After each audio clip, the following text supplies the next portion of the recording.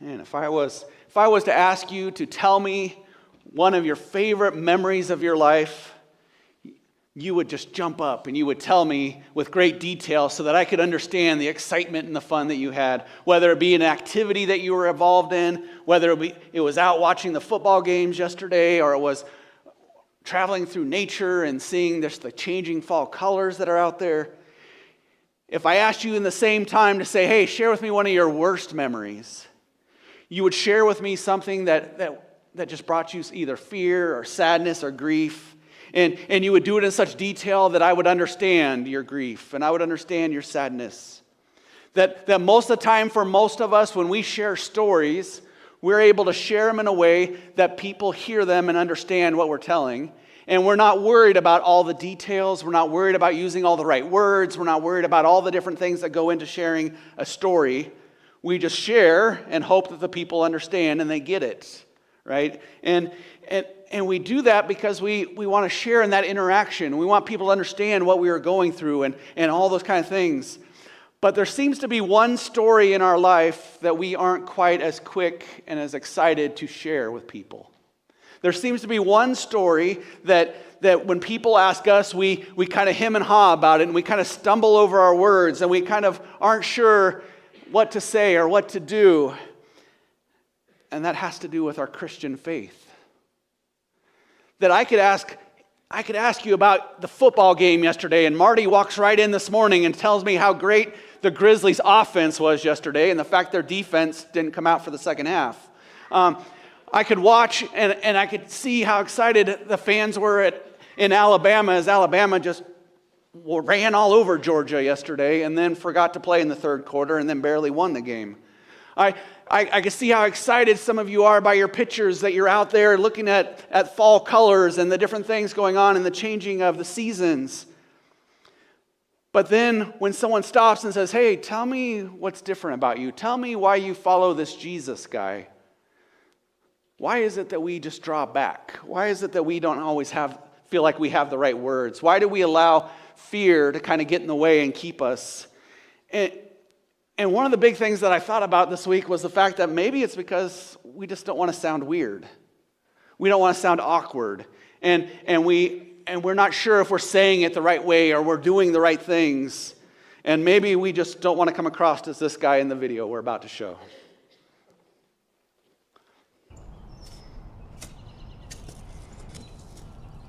Hey, what are you doing?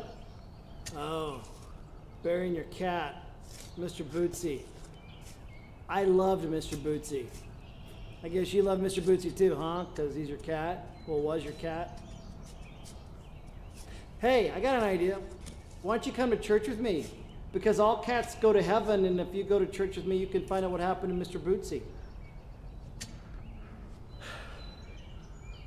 I don't think that's the way it works. Yeah, I think it is. No, that's accurate. I don't think it is. That's what happens. I don't think it does. All cats go to heaven. It's not the way it works. Are you calling me a liar?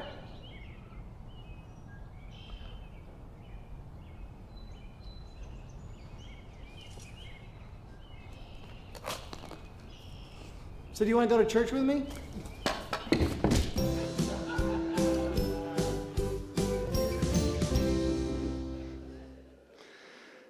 So we're in the middle of our fall sermon series entitled Bless Our Community. And we've talked about the fact that what we do and everything that we are needs to be centered around Jesus and centered around our belief and our faith in Jesus. And that God then calls us to be aware and to see the needs of people around us and to see everyone and things that are going on. We have this whole sermon series kind of wrapped around the question, not who is my neighbor, but who am I being a neighbor to? And we've talked about the fact that our neighbor is everybody that we come in contact with. And that we're not called to make that list any smaller, but those who we come in contact with are the ones who are our neighbors. And so who am I being a neighbor to? We continue today by looking at the fact that in order to bless our community, we must know our story. We must know who we are and what we believe and where we come from. that we must be willing to share, because as we live out our life in our community, as we go out and share and we see needs of people and we help them when we feel led to, and we have conversations with them, and they watch the way that we act and the way that we talk, they're going to ask, what makes you different?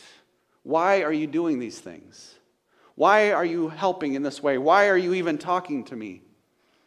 And we need to be ready to share our story, to share our why. And today's main scripture kind of focuses around that. In 1 Peter chapter 3 is where we'll be today, and just verses 15 and 16 are our two verses. And in these, the Apostle Peter writes, "Instead, regard Christ the Lord as holy in your hearts. Whenever anyone asks you to speak of your hope, be ready to defend it. Yet do this with respectful humility, maintaining a good conscience." The most powerful tool that you have within your life, the most powerful way that you can let other people know about Jesus, is simply knowing your story, knowing what you believe and how you believe it. Last week we talked about the fact that we are called to be Christ's ambassadors. We are called to go out and represent Christ in our community and by our actions. And now on top of that, we get the idea of not only our actions, but our words have to be added. We have to be willing to share our story, share our why. And last week we talked about the fact that we are His ambassadors, and we are His ambassadors sharing the same message. Be reconciled to God. That was the message that Paul talked about in 2 Corinthians last week. Be reconciled to God. And in order to be Christ's ambassador, you have to be reconciled to God. You have to have experienced it yourself. And if you've experienced it yourself, then you have a story to tell. You have a story to tell other people about what it means to you. What was your life like before? How have you experienced God? How were you reconciled before God? And then how has God made a difference in your life since then? You have a story that comes through all of that. And a story that has then taken you, no matter if you've just became a Christian now or you've been a Christian for 60 some years.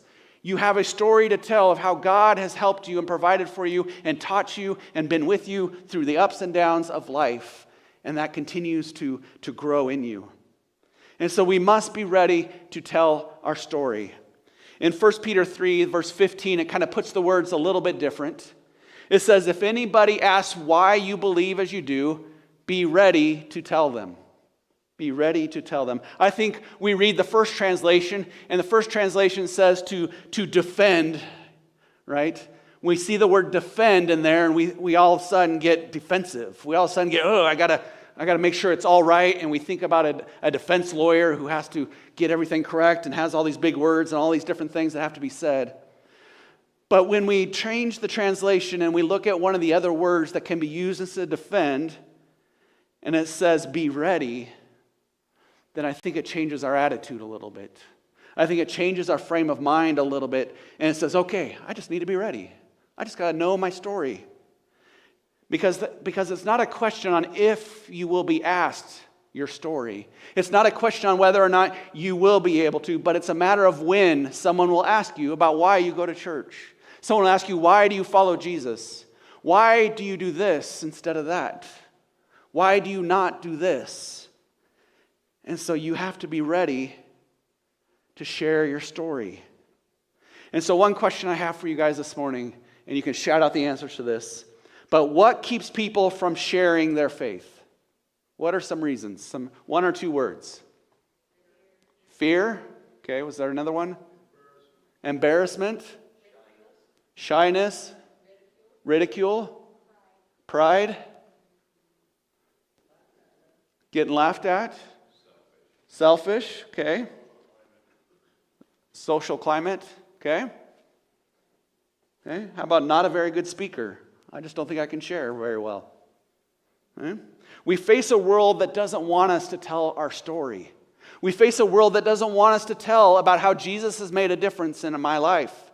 And so all those things that got shouted out are all things that Satan likes to use as weapons to hold us back from sharing our story, because he knows the greatest weapon you have is your story, and is your willingness to share and your ability to share your story. And so instead, Satan likes to throw at us fear and anxiety and misinformation and discouragement.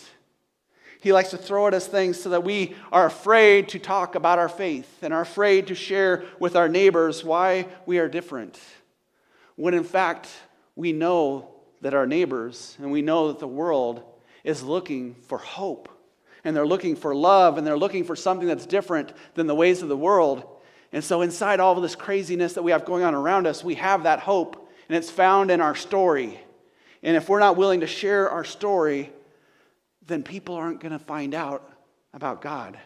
And it's our job as His ambassadors then to share our story, a story that the world is really, more than they ever care to admit, are desperate to hear and desperate to have be a part of their life.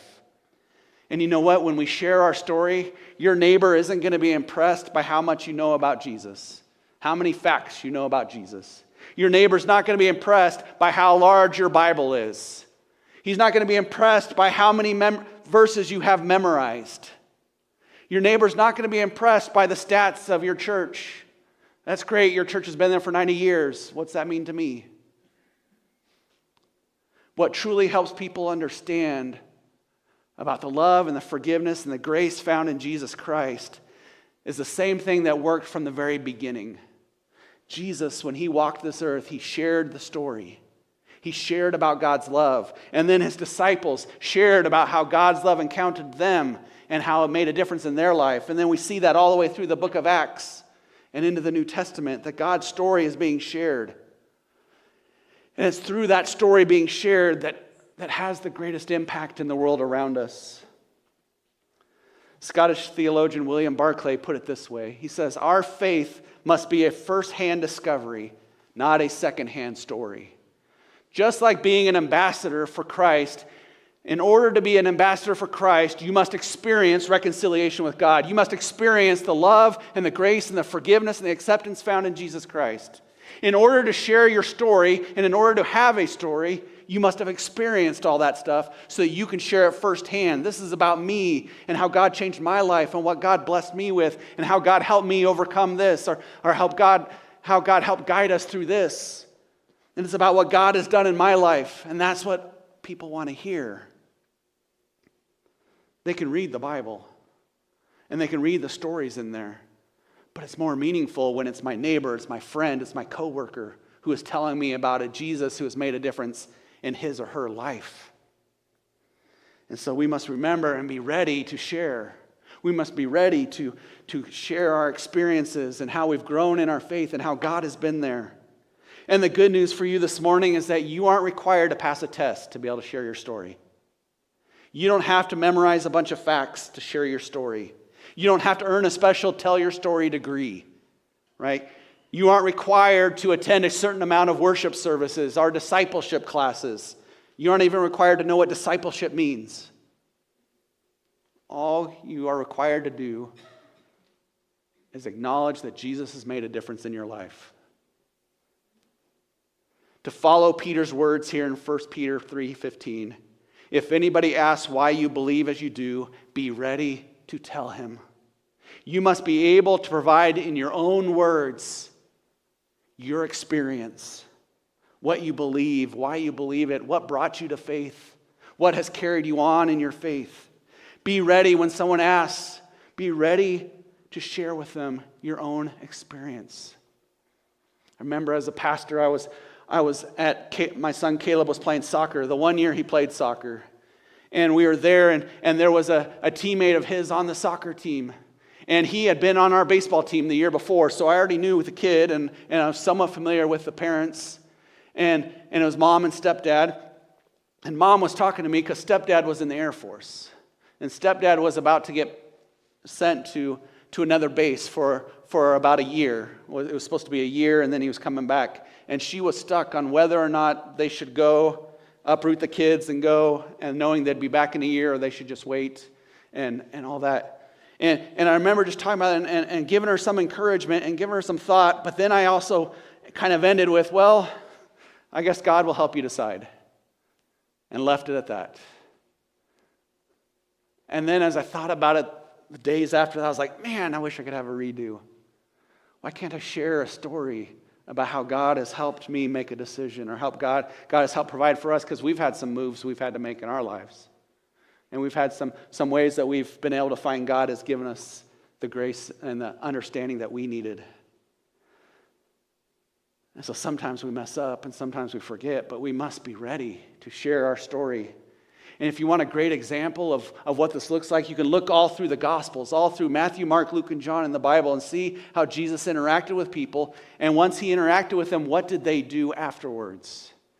And we're going to look at one story in John chapter 4 today. John chapter 4, we find a great example as Jesus is walking with his disciples from Judah to Galilee. And in that path, they have to go through a countryside area known as Samaria, right? And those of you who have been around, you kind of know that the Samaritans were kind of a mixed group. They were Jewish and they were Gentile. And so the devout Jewish people would not interact with, or be around the Samaritans any more than they had to be. They avoided them at all costs. And matter of fact, most Jews, if they were on one side and they needed to go through the area of Samaria, they would go and take the extra time to go all the way around than to get down to Jerusalem instead of going through it. But on this occasion, Jesus said, we're walking through Samaria. And as they walk through Samaria, in the heat of the day at noontime, they come to a little town called Sychar. And in Sychar, they get to the well. And there's a well there where they can go and they can draw water.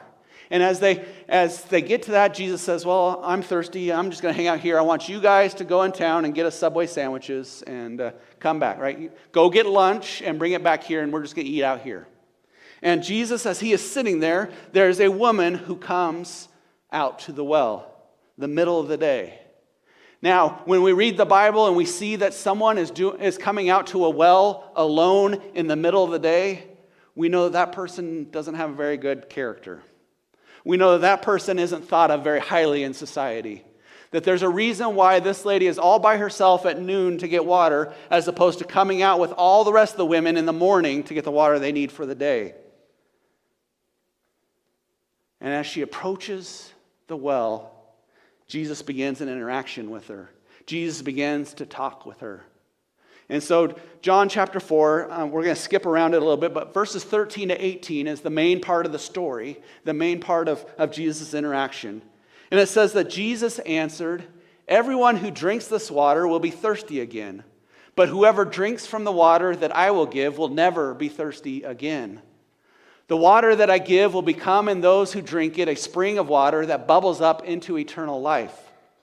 The woman said to him, Sir, give me this water, so that I will never be thirsty and will never need to come here to draw water. Jesus said to her, Go, get your husband and come back here. The woman replied, I don't have a husband. You are right to say, I don't have a husband, Jesus answered. You've had 5 husbands, and the man you are with now isn't your husband. You've spoken the truth. Jesus knows this woman. Jesus knows her past. He knows there's a reason she's coming out at noon instead of with the other women. And he asks her to get a drink. Now, the fact that he's a Jew asking a Samaritan, strike one. The fact that he's a single man and she's a woman, strike 2. The fact that he's asking her to serve him, strike 3. We could go down the list of all the things that they're doing wrong here. But Jesus knows that he has something this woman needs. And so he talks to her about her story. And inside of her story, he offers her love and forgiveness and acceptance for her life. He offers her the living water, the fresh spring that brings that refreshed spirit, that says you are now clean and your past has been forgiven. That you now don't have to come out here in the middle of the day with your head bowed. You don't have to walk the streets in shame anymore. But you have been accepted and you've been loved. And she asks for that living water, and she accepts that living water into her life. She acknowledges that she needs that in her life. She needs that freedom that is found. And she acknowledges that, and then Jesus gives that to her. And after she accepts it and has that freedom in her heart and all that's going on, it says, then she went home and carried on her life like nothing ever happened. Right? She just zipped up her mouth and went and did her stuff. No. She goes home and she tells her story.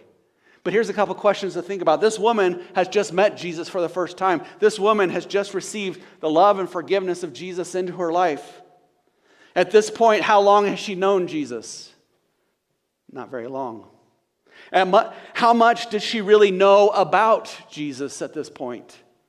She might have heard some of the stories. She might have heard some of the rumors going around about this man. At this point, how many Bible verses did she have memorized? Yet her response to believing in Jesus is simple. I'm going to tell my story so others can know about Jesus. Jumping to verses 28 to 30, it says, the woman put down her water jar and went into the city. She said to the people, come and see a man who has told me everything I've done.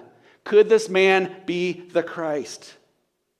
This woman who has just met Jesus, this woman who has just had her life changed by Jesus, immediately she runs back to town and starts shouting her story out into the streets. She starts sharing her story with everybody. This man Jesus has saved me. This man Jesus has forgiven my sins. This man Jesus has given me a new perspective on life. And everybody listens. She makes sure that everybody knows about it. The story concludes in verse 39 when it says, many Samaritans in the city believed in Jesus because of the woman's word when she testified. He told me everything I've ever done. This woman simply was filled with the Spirit. She was filled with the Spirit of God, and she went to tell her story. And many of those people, I'm sure, realized who she was when she started shouting in the streets. They knew who she was. They knew her reputation. They knew all the things she had done wrong. Yet she's there shouting this freedom that she had now felt, this release that she had felt because of Jesus, and what a difference he had made in her life in just this quick encounter. And as we read through the gospel stories, we read other encounters. We read other times where Jesus heals people. I was looking a little further in John, and there's a time where Jesus heals a blind man. And the blind man is called up before a group of religious leaders.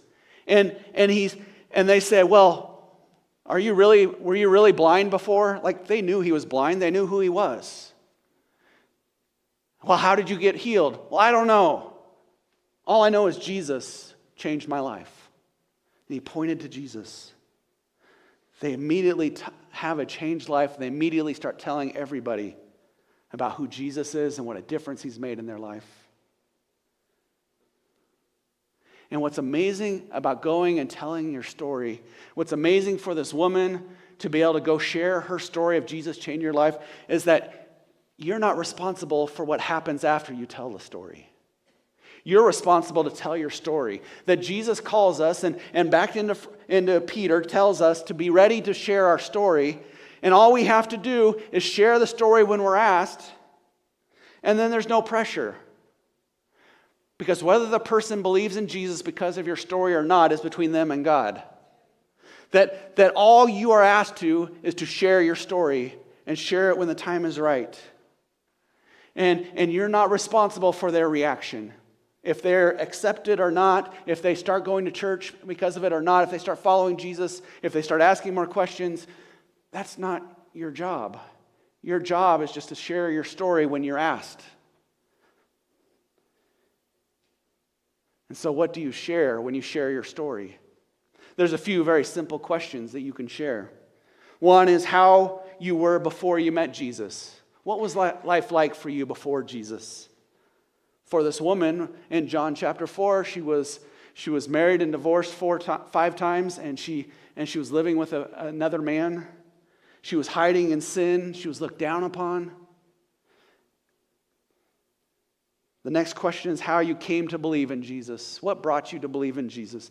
And she could share about being at the well and having that personal interaction with Jesus and how he changed everything because he knew her and knew her deeply.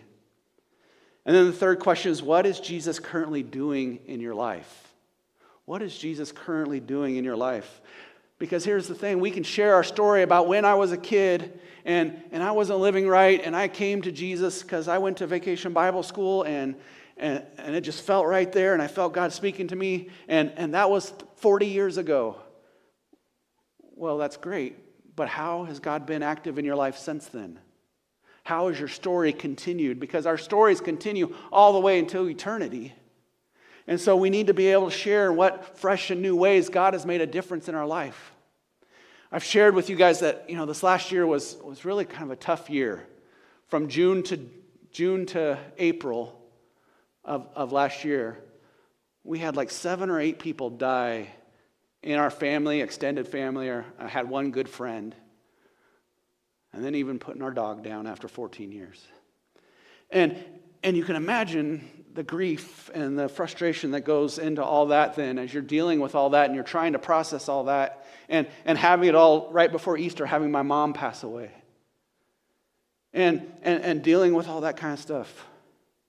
And so it makes you start to question, and it makes you start to wonder about all this stuff and all that's going on. And my mom, when she was younger, she knew Jesus, and she followed Jesus. And as I'm looking through some of her old stuff, she had letters from high school that she helped at Vacation Bible School and had a thank you note from one of the church ladies there. And all that kind of stuff. And then most of her life, she didn't follow Jesus. But I've tried to kind of keep in touch with her. I've tried to keep that side in touch with her. And then she dies, and then I wonder, well, did it make a difference? And I start to question where that leads. And then you start to question, well, am I making a difference in the things that I'm doing? And fortunately, I had a couple really good friends of mine who called me several times, who just walked me through some of those questions and some of that opportunity of just, hey, what's next? What am I supposed to think about all this? How am I supposed to continue if I'm not sure what all this is? And how am I supposed to? And then I could see over the summer as God began to speak to me in different ways and show me the encouragement of some of these good friends that I had and just the way they were looking after me and calling me at just the right time or just willing to sit down and talk to me or hey, do you need to take some time off and come visit me? And I was like, well, I can't, but thank you. But have those opportunities to just go through that and go, okay, I'm questioning and I'm wondering and I'm looking all over. And then as the summer went, in July and August especially, I could notice my confidence just building up. And I noticed that there were some changes going on, that God was speaking to me through some of the different things that I was doing and some of these different friends that were speaking to me and some of the stuff I was reading. And that God became even more real to me in that opportunity just to say, you know what, you did your part with your mom. You've done your part. Now you just got to trust me.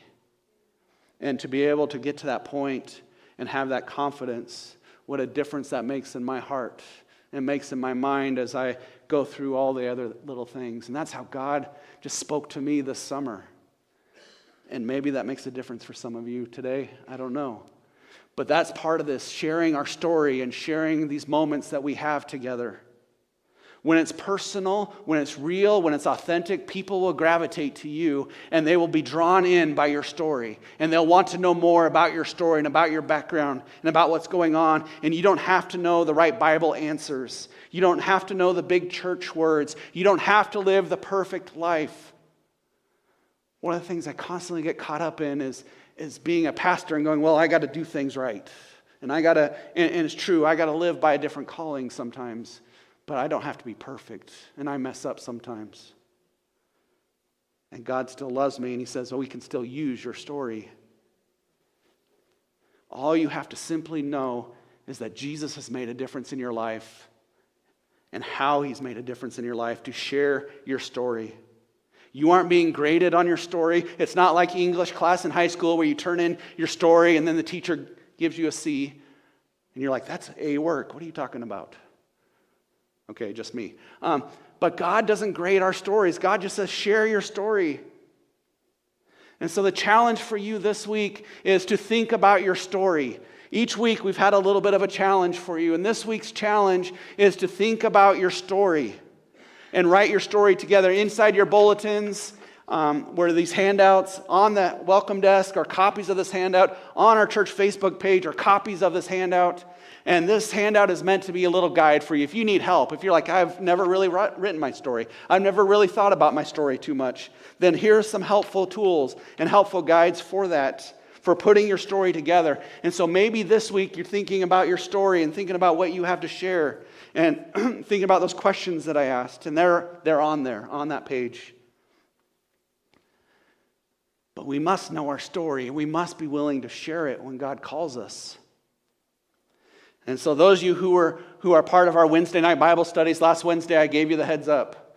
But this Wednesday, I want to hear some of your stories.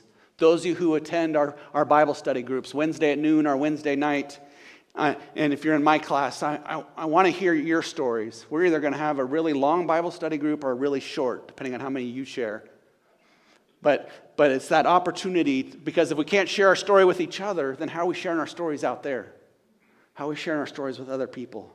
Maybe you're like, hey, I can't attend Wednesdays. Wednesdays are hard. Then feel free to call me and make an appointment with me, and we can sit down over coffee or something and just talk about your story and talk about putting it together, talk about what it looks like. You can email me a copy of your story, and I can read over it and talk to you a little bit about it. But it's just that opportunity. We need to be ready to share our story because we never know when it will be important to somebody. We never know when somebody will ask us. We never know when it will be helpful in someone else as they're going through something together. They're going through something similar. We need to know, and we need to be able to identify and be willing to share. As we close our time together, as we enter into our reflection time, I wanted to end the service today with singing of a great hymn of the church. A song that is a reflection, that is somebody's story. And what's great is you know what? If you're not much of a writer, but you're like, hey, I like poetry, maybe you write your story in the form of a poem. Maybe you write it in the form of a song like this person has. Maybe you write it in the form of, if you're an artist, you can make a great masterpiece that helps walk someone through your story to them. But Fanny Crosby was one of the great hymn writers of the church. And she had a song that walked us through her faith. It is inspired by Paul's words in Philippians, "For me, to live is Christ and to die is gain." And I think, I think it's a great reminder that we have a blessed assurance because Jesus is mine. And this is my story. So please stand as we sing the song together.